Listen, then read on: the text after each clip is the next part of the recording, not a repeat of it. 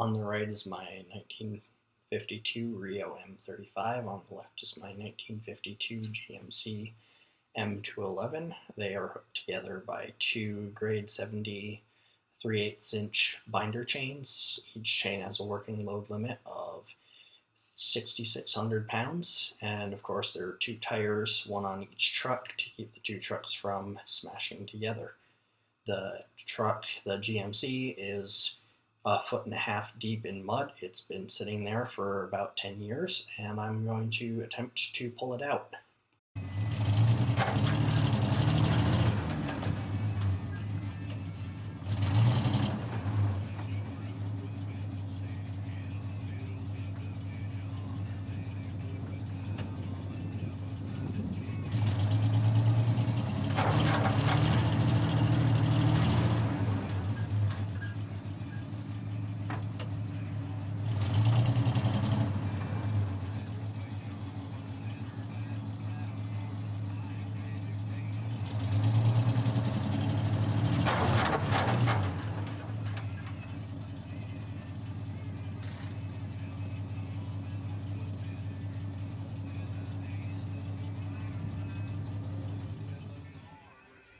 So at this point I was looking the truck over to see what could possibly be hanging up. I had already dug out the wheels, and I thought that this was going to go a lot smoother.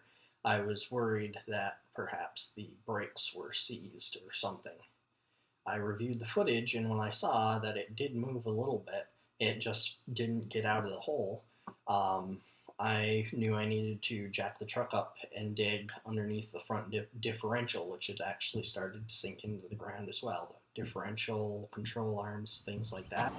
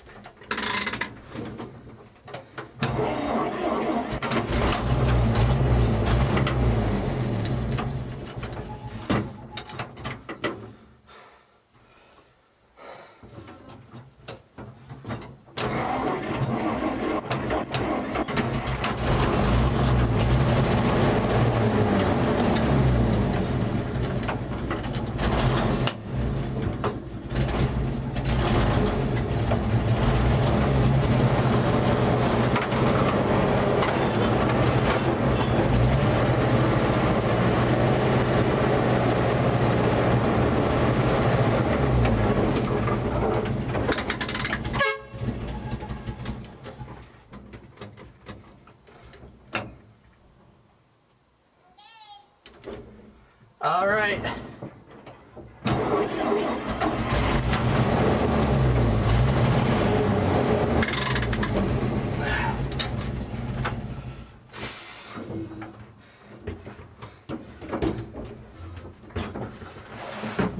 keep holding those brakes. So that last part of the video was actually the fourth time or third time that I had to move that GMC. The wrecker originally dropped it off right in front of the garage, and I had to push it down. I kind of pushed it down, but I had it hooked up to the chains so that I could stop it. I had to push it down out of the way so that we could get into the garage. Then I had to pull it forward again so that I could get the tire changed. Now, as I was pulling it back, I was really nervous, especially right at the end there. The truck came down a lot faster than I thought it would, and so I was struggling to reverse fast enough to stay ahead of it. It ended up running over one of the chains, so I had to kind of back up to yank the chain out from underneath the tire of the GMC so that I could take the chains off, reposition the truck, and I had to reposition the truck a few times. Towards the end there, you notice I started to spin the wheels a little bit. So in that truck, when you're spinning the wheels, it feels almost like there's a reverberation in the drivetrain that's just kind of bouncing back and forth. You know, if you're not at a good RPM when you let off the clutch, it like goes forward and it hesitates and goes forward again, and that's what it feels like. The whole thing feels like it's shaking like that. But once I finally realized that, oh, my tires are spinning, I went to put it into the low range, and I accidentally put the transfer case in neutral. I don't know if you see the truck kind of move forward a bit. That's because I thought it was in the low range, but it wasn't. It was in neutral, so I had to shift it down into the low range. And once I got it into the low range, got it out of the little ruts that I made. They weren't that deep, but once it caught, I had no problem. And then I was really excited when I figured out that the brakes in the truck actually work after all of the trouble I put into fixing those brakes. It was nice to see that they worked.